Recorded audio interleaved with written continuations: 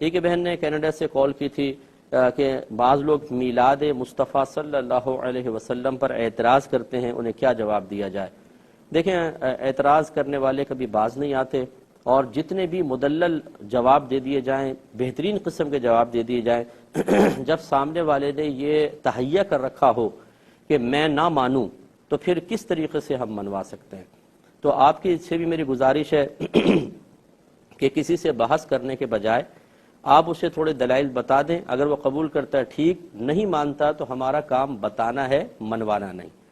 میلاد مصطفیٰ صلی اللہ علیہ وسلم نبی کریم صلی اللہ علیہ وسلم کی ولادت کی خوشی کے اندر منائی جاتی ہے، اور خوشی کے لیے اللہ تعالیٰ نے خود قرآن میں اجازت دی ہے۔ قل بفضل اللہ وبرحمتہ فبذلک فلیفرحوا، اے حبیبہ فرمائیے کہ انہیں چاہیے کہ اللہ کے فضل اور اس کے رحمت پر خوشی منائیں۔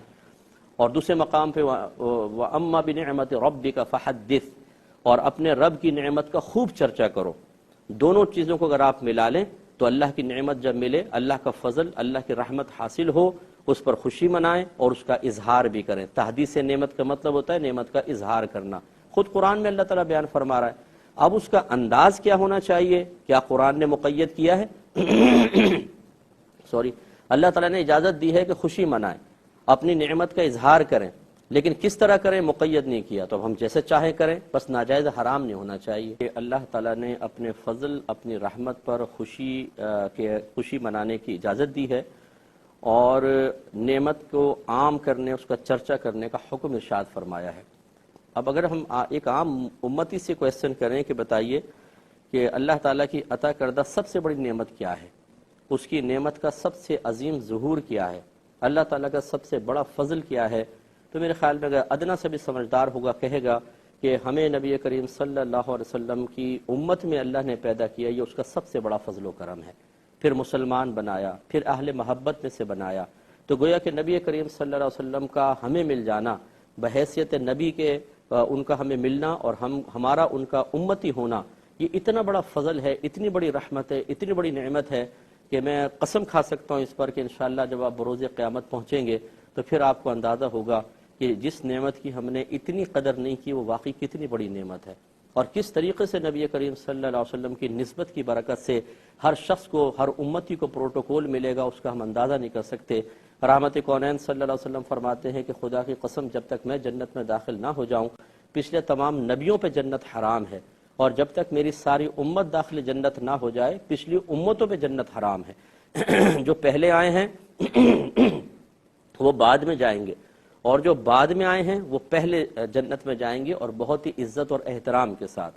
تو جب ایک گھر میں بچہ پیدا ہوتا ہے، ہمارا ملک آزاد ہوا، کسی بڑی شخصیت کا یوم پیدائش ہوتا ہے، تو ہم خوشی کا اظہار کرتے ہیں، کیونکہ ایک فطری تقاضا ہے۔ تو پھر نبی کریم صلی اللہ علیہ وسلم جو اتنی عظیم نعمت ہمیں ملی ہے، اس پر خوشی کا اظہار کرنا کیسے منع ہو سکتا ہے؟ میں ایسے لوگ جو 12ویں شریف کے منانے کے قائل نہیں ہیں، اس کو ناجائز کہتے ہیں، میں اتنی گزارش کرتا ہوں کہ چلیں اتنے پہ تو آپ اتفاق کریں گے نا کہ نبی کریم صلی اللہ علیہ وسلم جس تاریخ میں پیدا ہوئے، ہمیں فطری لحاظ سے کم از کم خوشی محسوس ہونی چاہیے، کم از کم خوشی محسوس ہونی چاہیے۔ اپنے دلوں سے سوال کریں کہ کیا آپ کو اس پیدائش پہ کم از کم خوشی محسوس ہوتی ہے کہ اللہ نے اتنی بڑی نعمت اسی تاریخ میں عطا فرمائی تھی؟ شب قدر کی قدر ہم کیوں کرتے ہیں؟ اللہ تعالیٰ نے خود قرآن میں پاک میں فرمایا کہ بے شک ہم نے اس قرآن کو شب قدر میں نازل کیا، یہ لوح محفوظ سے آسمان دنیا پر نازل ہوا تھا، تو قیامت تک کے لیے وہ رات مقدس ہو گئی۔ جس رات میں صاحب قرآن تشریف لائے، اس رات کا عالم کیا ہوگا؟ تو اس لیے کم از کم اتنی خوشی تو ہونی چاہیے نا۔ اور جب خوشی ہوتی ہے تو ہم کسی کو مبارکباد بھی دے دیتے ہیں۔ اس کا ثبوت تلاش کرنا کہ جی کسی نے مبارکباد دی تھی، اگر آپ دیکھ لیں تو تاریخ بتائے گی آپ کو، جب نبی کریم صلی اللہ علیہ وسلم پیدا ہوئے، ہر فرشتے نے دوسرے فرشتے کو مبارکباد دی، ہر پرندہ درندہ چرندہ ایک دوسرے سے ملتا تھا اور ایک دوسرے کو مبارکباد دیتا تھا۔ تو چلیں اس کا بھی ثبوت آپ لے لیں کہ یہ بھی موجود ہے۔ تو کم از کم اگر آپ منانے کے انداز پر متفق نہیں ہیں، اتنے پر تو ہے نا کہ وہ آپ کے نبی ہیں، پیدا ہوئے ہیں، دل میں آپ خوشی محسوس کریں اور کسی کو کہیں کہ یار مبارک ہو، یہ بڑا مبارک دن ہے کہ ہمارے نبی کریم صلی اللہ علیہ وسلم پیدا ہوئے۔ لیکن اس پیدائش کے موقع پر مطلب افسردگی کا سا اظہار کرنا اور مطلب بالکل کوئی فیلنگز ہی نہ ہو، تو یہ تھوڑا سا غور کرنا چاہیے کہ یہ کیا نبی کریم کی محبت کی علامت ہے یا نہیں ہے۔ دوسرا یہ کہ یاد رکھیں جب کسی چیز کا ثبوت ہو جاتا ہے، انداز اس کے تبدیل ہو جائیں تو اس میں کوئی فرق نہیں پڑتا، بس وہ تبدیلی انداز خلاف شرع نہیں ہونی چاہیے۔ نبی کریم صلی اللہ علیہ وسلم کے دور میں جس انداز سے شادی ہوتی تھی کیا اب ہو رہی ہے ویسی؟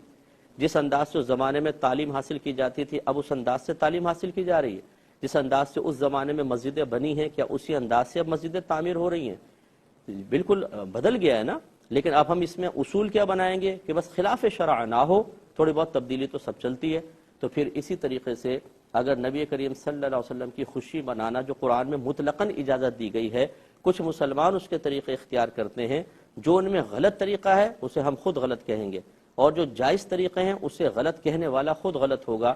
کہ امت اگر نبی کریم صلی اللہ علیہ وسلم کی ولادت کی خوشی منا رہی ہے اور اللہ کے حکم پر، آیت قرآنی پر عمل پیرا ہو رہی ہے، تو پھر اس میں ناجائز کا کون سا پہلو نکل آیا؟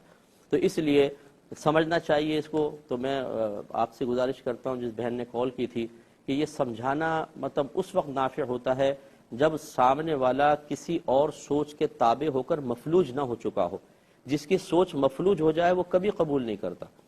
جو مطلب کسی کے تابع ہونے سے ذہن کو ہٹاتا ہے اور پھر حق کو تلاش کرنے کی کوشش کرتا ہے، ہدایت اسی کو حاصل ہوتی ہے۔ ہم اصل میں پہلے ہی کسی کے تابع ہوتے ہیں۔ جتنے لوگ ناجائز کہہ رہے ہیں ان کو سامنے بٹھا کے کویسچن کر لیں تو گڑبڑا جائیں گے، جواب نہیں دے پائیں گے، لیکن آخر میں نتیجہ یہ نکلے گا نہیں ناجائز ہے، کیوں؟ ہمارے بڑوں نے کہا ہے۔ تو بس جس سے بھی سنا اس چیز کو اپنے ذہن میں بٹھا لیا، اس کے بعد کوئی حق کو قبول کرنے کے لیے تیار نہیں۔ اور یہ میرا ہر جانب میری یہ قول ہے، اگر کوئی شخص ایسا ہے جو میلاد مناتا ہے اور اس نے کوئی بات سن کر غلط چیز کو اپنے ذہن میں بٹھا لیا، اسے بھی چاہیے کہ حق کو قبول کرے۔ کتنی خرافاتیں آج میلاد کے نام پر رائج کر دی گئی ہیں، ان چیزوں کو ختم ہونا چاہیے۔ تو خلاصہ کلام یہ ہے کہ میرے خیال میں اگر کوئی دیانت دارانہ انداز سے میلاد مصطفیٰ صلی اللہ علیہ وسلم کے معاملے پر غور و تفکر کرے تو اس میں ناجائز کا پہلو اس کو نظر نہیں آئے گا۔